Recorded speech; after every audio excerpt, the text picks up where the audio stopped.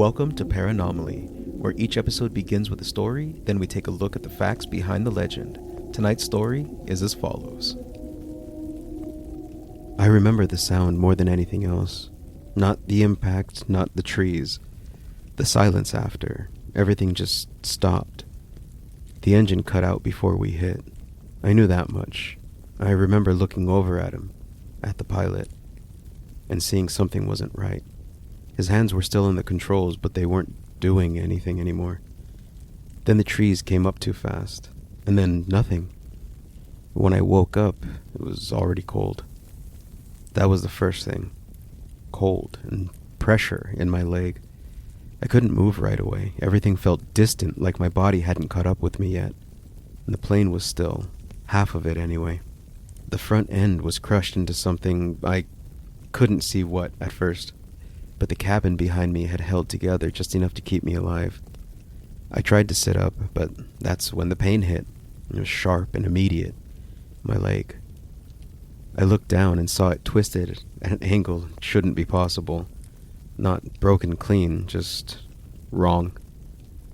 And I didn't panic, not right away. You don't get that luxury out here. Panic wastes time. And time is something you don't have when the temperature drops. I checked the pilot, even though I already knew, but I checked anyway. He was still in his seat, and his hands were where they had been. His eyes were open, but there was nothing behind them. There wasn't anything I can do for him. That was simple. The rest wasn't. I dragged myself out of the plane, and I was slow and careful, and every movement pulled at my leg, but I could still use it if I kept the weight off. The air outside hit harder than I expected, cold enough that it felt dry, like it was pulling something out of you just by breathing in. Snow everywhere. And trees packed in tight around the crash site. No sound and no wind, just the silence you only get when everything is buried. I looked around for anything useful, supplies and tools, anything I could use to make it through the night. I didn't think beyond that. I didn't want to. I found enough to work with, remnants of my pack, and pieces of basic gear. Nothing that was going to get me out of here, just enough to stay alive for a little while. And I went back for him. And I took longer than I should have, not because of the weight, but because of the ground. It was frozen and packed. The dirt didn't want to move. I used what I could find. It was a piece of metal from the wreck, and I didn't go deep. I couldn't. Just enough to cover him. Keep him out of the open. That felt important. More important than I could explain. I packed the snow down over him when I was done, and I stood there for a second. Then went back to the plane.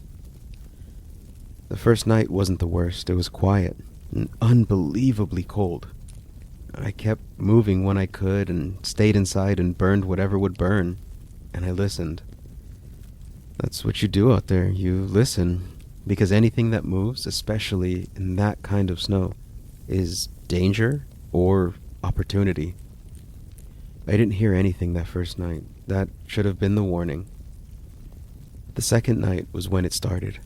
It wasn't loud or close, it was just something. Far enough away that I couldn't place it, but enough that I knew it didn't belong.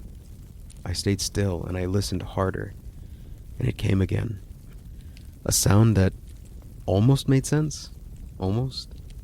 Like something trying to make noise the way it thought it should. Then it stopped, and the silence came back, and it was thicker than before. And I didn't sleep much. The next day, I set traps. You prepare before you need it. I set them along the tree line and marked them. And I checked the ground, and nothing unusual, just snow, and clean, and undisturbed. And that changed fast. When I checked them, the first trap was empty. Wasn't damaged, just triggered.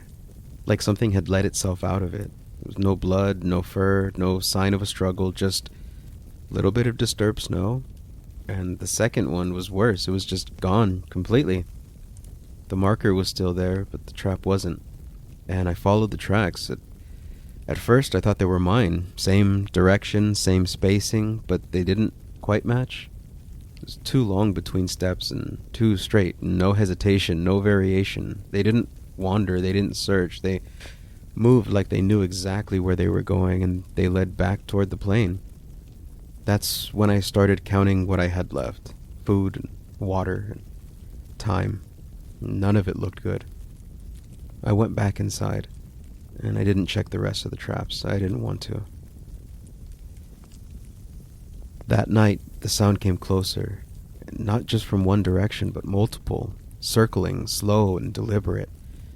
I sat there in the dark and listened to it move around me, like it had time, like it knew I didn't. And by the third day, the hunger started to settle in. It was sharp and painful and constant, a pressure that didn't go away. I checked the traps, and same result, gone or empty, nothing left behind. Nothing to show what had taken them, except those tracks. They were wrong, and they were always leading back to me. I stopped setting them after that. I didn't see the point. Whatever was out there didn't need them, and it didn't want me to have them either. That's when the thought came in. Not all at once, just slowly working its way in. I didn't look at the spot where I buried him. I didn't need to. I knew where it was, and I knew how far, and I knew how shallow. And I told myself it was the same. People do what they have to do out here.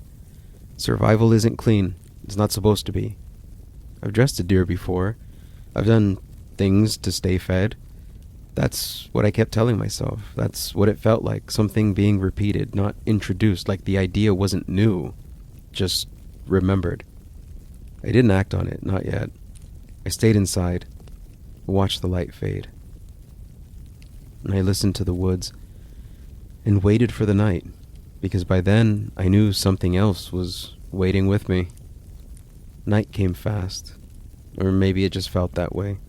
The light never really settled anymore. It just came and faded, like something putting it and then pulling it from the sky. I stayed inside the wreck, and I didn't move much. I didn't have the energy to waste. And hunger changes the way you think. At first it's just there, a reminder. Then it starts asking questions, simple ones, practical ones. How long can you last? What do you have left? What can you use? By the time it gets bad, it stops asking. It starts telling you. And I tried to ignore it, focused on what I can control. And I checked what I had left, and I counted again. Nothing. Same as last time. The sound came back just after dark. No distance to it now. No guessing. It was out there. It was moving. Slowly. Around the plane. I didn't make a noise. I just sat there and listened. And it stepped through the snow like it wasn't trying to hide anymore. Just each step, deliberate. I could track it without seeing it. In a circle. It would pause. And it would circle again. Like it was mapping things out or waiting for something to change. Then it stopped right outside. And I held my breath. And I waited for something to happen. And it didn't. Then I heard it. A sound I recognized, not from the woods, but from before the crash. My name. Soft and barely there. Like someone trying to say it without being heard. And I couldn't move. I couldn't respond. And it came again. Same tone, same voice. Just flat. Like it had the shape of the sound, but none of what made it words. I closed my eyes and I tried to block it out, and it got closer, right up against the metal. I could hear it through the frame. I could feel it almost. My name. Slower and stretched. Like it was starting to figure out how to say it. I pressed my hand against the side of the cabin. It was just cold and solid. And something on the other side of it was just there. I didn't respond, and I didn't react. And eventually, it moved. The steps pulled away, slowly at first. Then gone, just like that. And I stayed awake the rest of the night. I didn't trust the silence anymore. I didn't trust anything. By morning, I already knew. I wasn't alone out here. And whatever it was, It knew where I was. And the hunger was worse today. Constant. It didn't leave room for anything else. I tried to think about anything else, focused on the cold and my injury and the time, anything. But it kept coming back, and it was the same thought. I looked at the spot again. The snow over it had settled and flattened, and I told myself the same thing again. It's not different, it's survival. People do what they have to do. I've done it before, not like this, but close enough. That's what I kept telling myself. I pushed the snow aside with my hand, slowly, carefully, like I didn't want to disturb him. The ground underneath was harder now, colder. I just stopped, and I sat there for a second, then covered it back up and packed the snow down harder than before, like that would fix it, like that would put the thought back where it came from. And I stood up, and my leg gave out, and I dropped into the snow. And that's when I saw the tracks again, closer now, not just near the traps or at the tree line. It was right there, right near the plane, near me. And they weren't fresh. They weren't old either. They were just present, like they'd always been there. And I'd only just noticed. I followed them without thinking. A few steps, that's all it took. They didn't go away from the plane. They circled it, tight, overlapping, back and forth, again and again, like something had been walking the same path for a long time, waiting. And I stopped, and I looked up and saw it. Thin. The space around it felt wrong, like it didn't belong in it. It didn't move, it just stood there, and it was watching me. And I couldn't see its face, but I could feel it looking at me. The distance between us didn't feel real, like it could close it whenever it wanted. It took a step, slow, measured.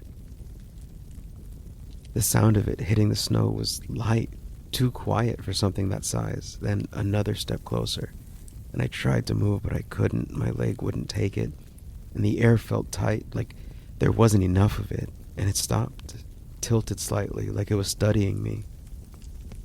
Then it was behind me, close, and my name, same voice, same wrong voice. And I turned, and there was nothing there. It was just a plane and just a snow. And when I turned back, it was close, too close. I could see more of it now. The length of its limbs, they were too long and narrow.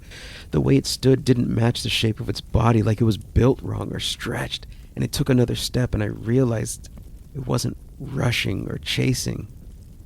It had been there the whole time, every night, and every step, every trap, every sound, all of it. It hadn't been looking for me. It had been waiting for me to stop, for me to weaken. It didn't have to follow me. It took one last step forward, and I understood. I was never getting out of here, but I wouldn't be hungry for long. The creature in tonight's story is based on the Wendigo. The Wendigo comes from Algonquian folklore, particularly traditions connected to peoples including the Ojibwe, Cree, Saulteaux, Naskapi, and Innu. It is most strongly associated with Canada and the northern United States, and with harsh environments where winter, famine, isolation, and starvation could become real threats. In many accounts, the Wendigo is described as either a malevolent spirit or a supernatural creature with human-like characteristics. Some traditions describe it as something that possesses a person. Others describe it as more physical, as a giant, starving, humanoid being. One of the most consistent themes is hunger. Not ordinary hunger, but a hunger that can't be satisfied. The Wendigo is closely tied to cannibalism, famine, greed, and excess. In some versions of the tradition, a human can become a Wendigo after resorting to cannibalism. In others, people overcome by greed or prolonged exposure to the Wendigo can also become transformed. Descriptions vary between communities, but common features appear repeatedly. The Wendigo is often described as extremely thin and skeletal, with skin pulled tight over its bones. An Ojibwe teacher and scholar, Basil Johnston, describes it as gaunt, ash gray, with eyes pushed deep into their sockets, and carrying an odor of decay and corruption. In some Ojibwe, Cree, Naskapi, and Innu traditions, The Wendigo is also described as a giant, many times larger than a human, but always starving. According to those accounts, each time the Wendigo consumes another person, it grows in proportion to the meal, meaning it can never actually become full. And that makes the Wendigo more than just a monster, it's also a warning. The figure is often understood as the embodiment of gluttony, greed, and uncontrolled consumption. It represents hunger taken past survival and turned into something destructive. In some indigenous interpretations, the Wendigo can also be understood more broadly as a symbol of imbalance, and excess, and harm to the community or environment. There are also historical accounts connected to what has been called Wendigo psychosis. In less than modern psychiatric writing, Wendigo psychosis has been described as a culture-bound syndrome involving an intense craving for human flesh and a fear of becoming a cannibal. However, the legitimacy of the diagnosis has been debated heavily. Some scholars argue that historical reports were misunderstood, exaggerated, or shaped by outsider interpretations of indigenous beliefs. One of the most famous reported cases involved Swift Runner, a Plains Cree trapper from Alberta. During the winter of 1878, his family was starving. According to the account, even though emergency food supplies were available at Hudson's Bay Company Post, Swift Runner killed and consumed members of his family. He later confessed and was executed at Fort Saskatchewan. Another well-known figure was Jack Fiddler, an Oji Cree chief and medicine man who was said to have powers against Wendigos. In some cases, this involved killing people believed to be afflicted with Wendigo psychosis. In 1907, Jack Fiddler and his brother Joseph were arrested by Canadian authorities for homicide. Jack died by suicide, while Joseph was sentenced to life in prison and died shortly after being granted a pardon. These accounts are difficult to separate from culture, law, colonization, and outsider interpretation. That matters. The Wendigo isn't just a horror creature, it comes from living cultural traditions, and modern horror has often changed it heavily. For example, many popular versions show the Wendigo with antlers or a deer skull, and that image is common in modern horror, but is not the central traditional description found in older sources. Modern fiction, films, games, and comics have repeatedly adapted the Wendigo, sometimes moving it far away from its original cultural meaning. At its core, the Wendigo is tied to winter, starvation, isolation, cannibalism, greed, and the fear of becoming something less than human. And that is what makes it so disturbing. It's not only the fear of the creature in the woods, it's the fear of what hunger can do. And the older stories seem to ask one question more than any other. If survival costs you your humanity, what exactly survives?